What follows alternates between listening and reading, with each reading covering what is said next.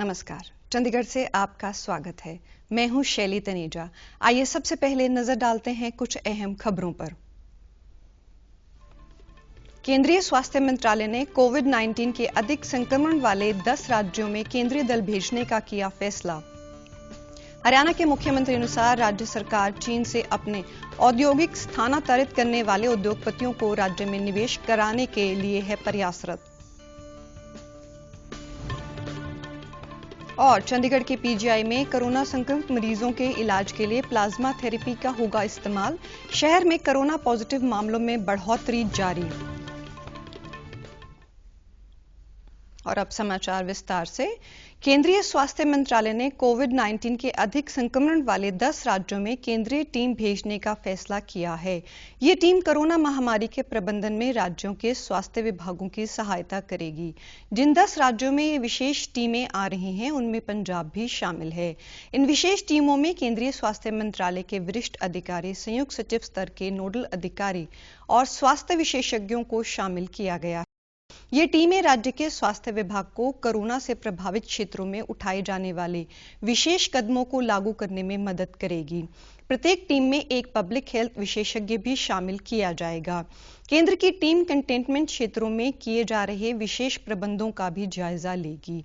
इसी दौरान भारतीय आयुर्विज्ञान अनुसंधान परिषद ICMR के महानिदेशक शेखर मांडे के अनुसार परिषद और हैदराबाद की वैक्सीन निर्माता company Bharat biotech international limited ने कोविड-19 की वैक्सीन पूरी तरह देश में ही तैयार करने के लिए सहयोग किया है। इससे पहले भी केंद्र ने ऐसी 20 टीमें विभिन्न राज्यों में भेजी थी। हरियाणा के मुख्यमंत्री मनोहर लाल ने कहा कि चीन से जो लोग अपने औद्योगिक इकाइयों को अन्य देशों में स्थानांतरित करने के इच्छुक हैं, वे अब भारत में निवेश करना चाहते हैं। हरियाणा आज कार्यक्रम के माध्यम से प्रदेशवासियों को संबोधित करते हुए उन्होंने कहा कि हरियाणा सरकार Japan, America, Korea, Germany, Australia और ताइवान के निवेशकों के साथ बातचीत कर रही है।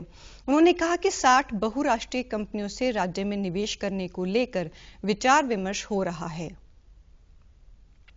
हरियाणा के विकास में मारुति सुजुकी का, Honda, Samsung, Escorts group, Lakhani Arman group, Jindal की स्टील इंडस्ट्री और लिबर्टी जैसी ऐसी कंपनियां हैं जो हरियाणा के विकास में बहुत बड़ा एक योगदान कर रही हैं।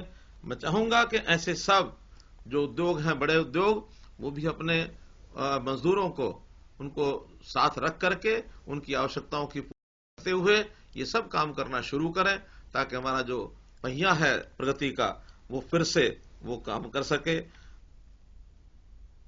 मनोहर लाल ने कहा कि उद्योग केवल एक जिले में सीमित ना रहे, इसके लिए उद्योगों को पूरे राज्य में बढ़ाने के लिए जिलावार क्लस्टर योजना बनाई जाएगी। उन्होंने कहा कि भौगोलिक दृष्टि से हरियाणा पहले ही विदेशी निवेशकों की पहली पसंद है। डूइंग बिजनेस के मामले में हरियाणा उत्तरी भारत में पहले स्थान पर है, जबकि उद्योगपतियों को अच्छी सुविधाएं उपलब्ध करवाने के कारण राज्य इस मामले में देश भर में तीसरे स्थान पर है।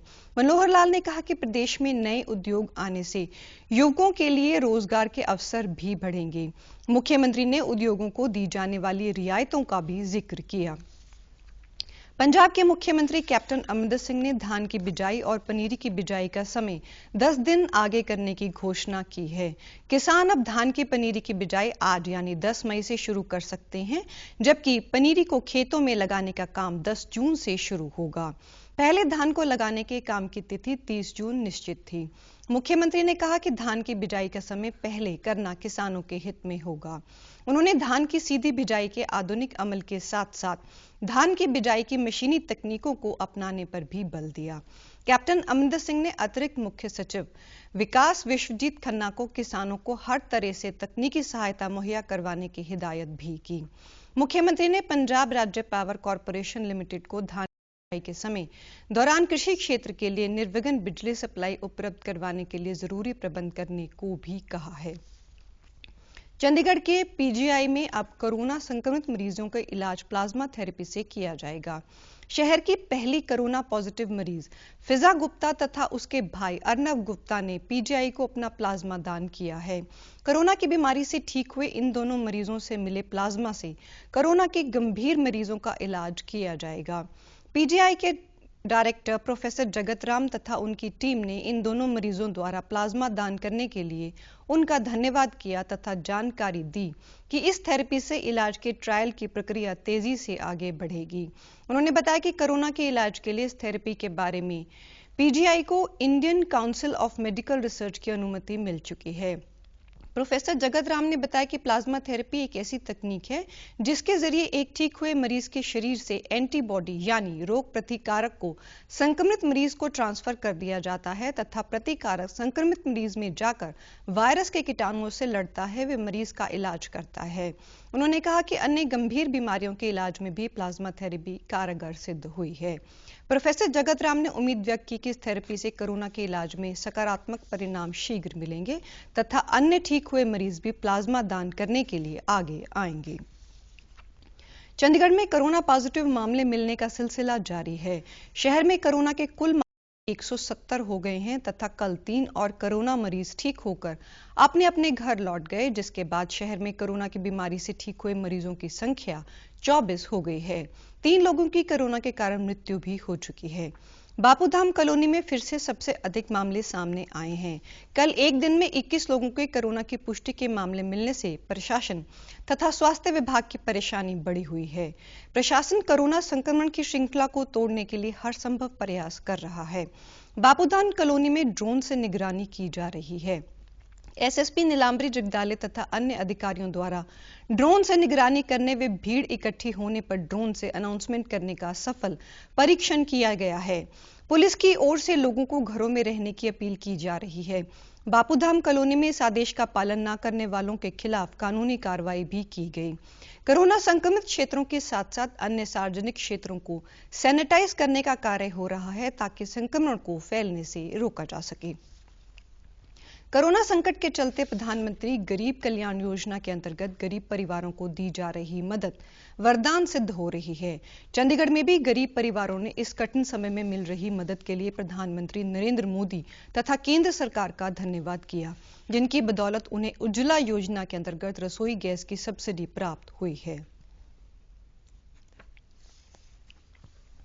प्रधानमंत्री जी की तरफ से गैस सिलेंडर का कनेक्शन फ्री मिला और अब मुझे 3 महीने के कोरोना वायरस की वजह से 3 महीने गैस सिलेंडर भर के फ्री मिल रहा है। मैं उनकी बहुत बहुत आभारी हूँ, उनका धन्यवाद करना चाहती हूँ। उज्ज्वला योजना की तरफ से जो सिलेंडर फ्री दिए जा रहे थे कोरोना के चलते हुए, वो सिलेंडर हमें 3 महीने के लिए फ्री दिए जा रहे हैं। उसके लिए हम भारत सरकार के बड़े आभारी हैं। भारत सरकार ने जो 3 सिलेंडर दिए हैं कोरोना वायरस के लिए, उसके बहुत धन्यवाद है।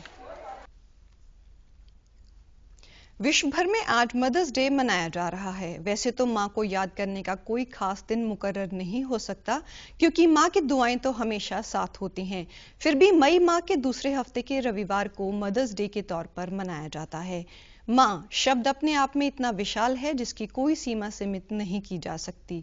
मातृ दिवस मां को सम्मान देने, मां का आभार व्यक्त करने के लिए है, जो कि अपने संतान के सुख सुविधा खुशी के लिए हर तरह का बलिदान देने व तकलीफ सहने के लिए तैयार रहती है।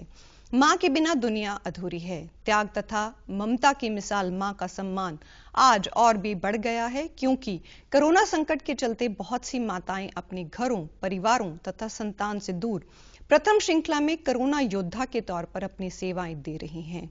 खुद की जान की परवाह न करते हुए महामारी के खिलाफ जंग में डटे हुए हैं। कोरोना के खिलाफ जंग में बहुत सी ड्राइवर, नर्स, सफाई कर्मी, पुलिसकर्मी तथा अन्य क्षेत्र की माएं अपनी ममता को त्याग ड्यूटी करती हुई देश सेवा व मानव सेवा का फर्ज निभा रही हैं, जो कि बयान नहीं किया जा सकता। मदर्स डे पर आज माताओं को नमन, क्योंकि कोरोना संकट के चलते हर मां अपने परिवार व संतान को स्वस्थ रखने के लिए निभा रही है दुगनी जिम्मेदारी। चंडीगढ़ तथा आसपास के क्षेत्रों में आज प्रातः मौसम ने करवट ली और चारों तरफ घने बादल छा गए, जिसमें सुबह के समय रात जैसा नजारा दिखाई दिया। कुछ समय के बाद तेज आंधी व वर्षा शुरू हो गई। आंधी तथा वर्षा के साथ साथ शहर में कुछ हिस्सों में ओलावृष्टि भी हुई, जिससे तापमान में गिरावट दर्ज की गई। तेज आंधी के कारण कई स्थानों पर पेड़ गिरने के समाचार भी प्राप्त हुए हैं। पंजाब तथा हरियाणा में भी आंधी व वर्षा की खबरें मिली हैं। मौसम विभाग के अनुसार चंडीगढ़ में अगले 24 घंटों के दौरान बादल छाए रहने व हल्की वर्षा की संभावना है। और अब पेश हैं खबरें फटाफट। कैबिनेट सचिव आज राज्यों के मुख्य सचिवों के साथ बैठक करके दे रहे हैं विभिन्न राज्यों में कोविड-19 के संबंध में जानकारी। केंद्रीय नागरिक उड्डयन मंत्री ने कहा, देश में विमान सेवाएं फिर से शुरू करने की जा रही है तैयारी। हरियाणा के मुख्यमंत्री ने लॉकडाउन कारण बंद पड़े उद्योगों को पुनः पटरी पर लाने के लिए की कई घोषणाएं।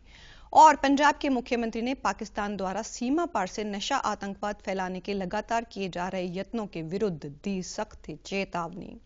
आप हमारे समाचार YouTube channel DD news Chandigarh पर और Twitter handle DD news CHD पर भी देख सकते हैं।